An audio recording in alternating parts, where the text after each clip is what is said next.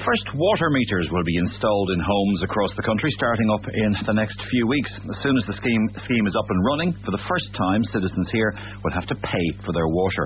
So there should be much interest in Water Forum 2013, which is taking place today at the Royal College of Physicians Ireland, where a number of international speakers will talk about their experiences of water charges and metering in other countries. Jeremy Pelczer, former CEO of both Thames Water, UK, and American Water, obviously in the USA, is one of the speakers at the Byrne Luby Partners Water Forum 2013, and he joins me now in the studio. You're very welcome. Thanks for coming in. Morning. You've a lot of experience in developing and delivering national water services, both in the UK and in the US. Given that experience, what challenges are facing Irish water in the next 18 months? I think they've got a couple of major challenges, Miles. The first is to make sure that bills to customers are affordable. And the second is to do some really good quality planning and find out through that planning how much investment is needed and over what period. Now, you're talking about long-term planning, 30 years for water resources, 20 years for asset planning. So this is not a 1 or 2 year plan. And then you have to compare, and you'll have to decide how much can be afforded. How much can consumers pay, and what's the minimum you need to do, and what would you like to do, and what's the difference? Do you think that there's going to be resistance to this in Ireland because we don't have a culture unlike other jurisdictions? We don't have a culture of paying for water. I think there is. Candidly, talking with taxi drivers in recent weeks and the one from the airport yesterday, I think there's a bit of not sure why they're doing this, but I guess they're going to do it anyway. But that just tells you that it's important to communicate with the public, explain that wherever you are in the world, there's a cost to have a good water infrastructure. You need good, solid investment. The assets are long-term. The pipes in the ground are about 100 years. They need replacing on a regular basis, so you need good planning, as I've said earlier. But it's important that the consumers, the customers in Ireland are able to understand the arguments, and those should be well explained. What about the argument that this is a free resource? This is something that literally falls from the sky, therefore should be available to everybody without payment? Well, it isn't free. It has to be treated to acceptable EU water quality standards. Sewage treatment has to be treated. There are environmental standards to meet there. Right now there's a big debate in London with the Thames Water Tideway meeting EU water directives and sewage treatment directives. That's a massive project. And Ireland's no different, so it does need to invest in its infrastructure. How it charges, of course, is choices. It's been paid for before through taxation, but now it needs to be considered about being paid direct through customer bills. Did the UK, I recall, I think that the UK had water problems when there was privatisation under the Conservatives. Has that been overcome? Are there fewer difficulties now? Yeah, look, there's arguments about privatisation or public ownership. Personally, I think both models can actually work. It's just be clear where the funding is coming from. So in a privatised model, you're putting private companies' money on the balance sheet to finance it. In a public run company, the government's doing that. But the essence of running a water company is the same whether you're public or private. You have to have good quality customer service. You have to have high standards of water quality. You have to make sure that in leakage and metering, you're doing the right things for the long term. And that's true, whether it's public or private. And certainly in the UK, the view of the regulator in the 24 years since privatisation is it's gone well. More to do, but it's gone well so far. This country presumably needs to invest a lot of money in water infrastructure, doesn't it? It does. I'm not going to, clearly tell you what the number is. That's for Irish Water and the government to do through their planning. But, I can read the same things as you can, and it's somewhere it would appear between 600 million euros a year and €1 billion a year.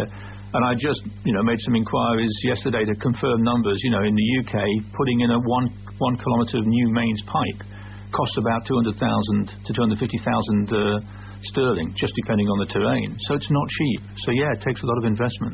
And is there not a danger, because this investment is required and is required fairly urgently in order to improve our retention capability, that the upfront charge, the initial upfront charge to the public may be quite high?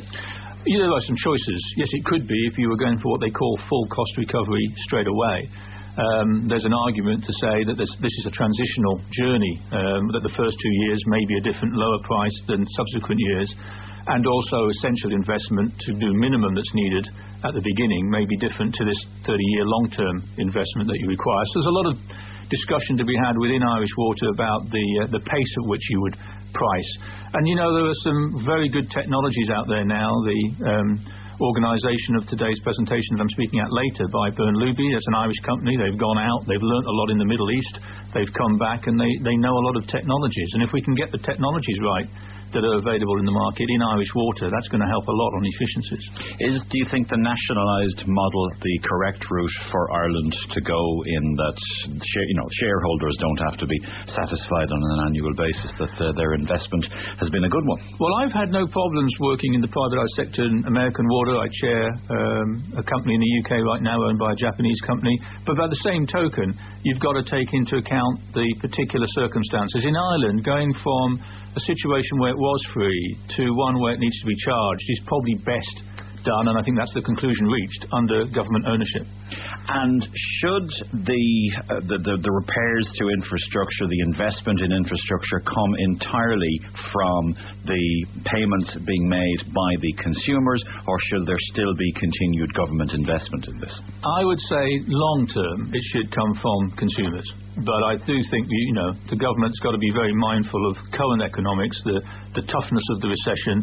In Ireland particularly, some additional taxes, property taxes coming in. They can't be immune from taking those into account. So there's likely to be, although I don't know for sure, a journey of this moving forward. But long term, it must be right that, whatever the cost of the investment is, get that back from consumers. Certainly that's the model most countries in the world work to. So there's a sustainability factor. Correct. Long-term sustainability factor, really important, particularly in water. Simple question. I don't know if it's going to be a simple answer. What represents a fair price for water?